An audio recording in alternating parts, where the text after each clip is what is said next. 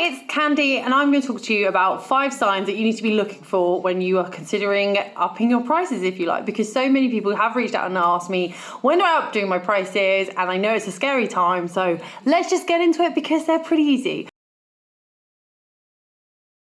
So the first one, hate to say, is anyone recommend you based purely on your price? So you might see it on social media, particularly Facebook. Someone go, I'm looking for photography, it doesn't cost an arm and a leg. Whoever pays an arm and a leg for anything. And you get tagged. I think that should be a red flag to you, that your people consider your prices as the most thing that they've remembered about you, not your work. So maybe put your prices up.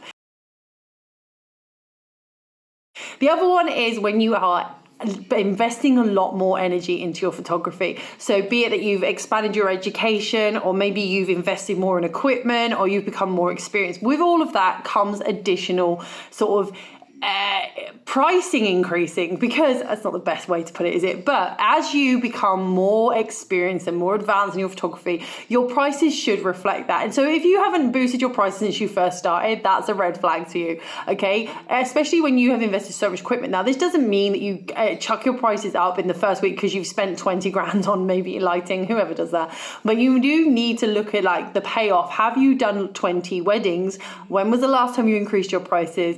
You know, have you done 50 weddings and not increased your prices? This is a time when you should be increasing those prices.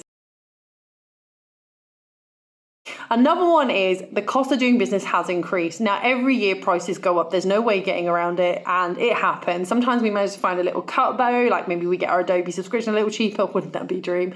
But hang on, there is a way to do this. I don't know if you can recommend it. I did see someone once said that if you speak to customer services, you can get cheaper, but I don't know how true that is, so don't quote me on that.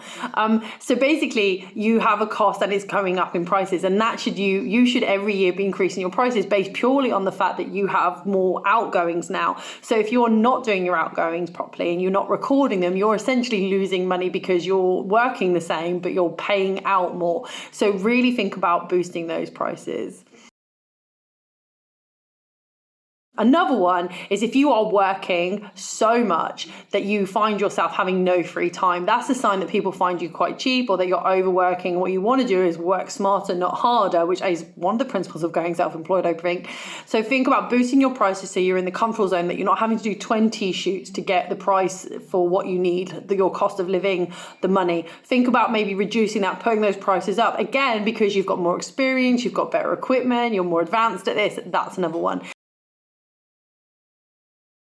And the last one is, because you are booked so far in advance now is a good time to boost them. You might want to not chuck them at the start of the year, but you might go, okay, I've booked 6 months ahead. No one's quibbled the price on me. Let's boost that. So just think, whenever you're looking at your cost of doing business, I do mine like biannually review, or whenever there's a price increase in my billing. So I always try and keep ahead of that curve. And especially now when like so many costs are skyrocketing, I don't overprice. And that's like, I go up in the same sort of increments that I'm doing now, but I don't randomly chuck a £500 increase on a product unless, of course, that product has increased dramatically itself. I also change around my suppliers quite often, because especially now with the way the UK is no longer part of the EU, I have to find suppliers that make it more cost effective for me, but I don't quibble on the quality. So yeah, if you have any other more hints, please let me know. Put them in the comments below, and I'll see you all in the next video. Bye.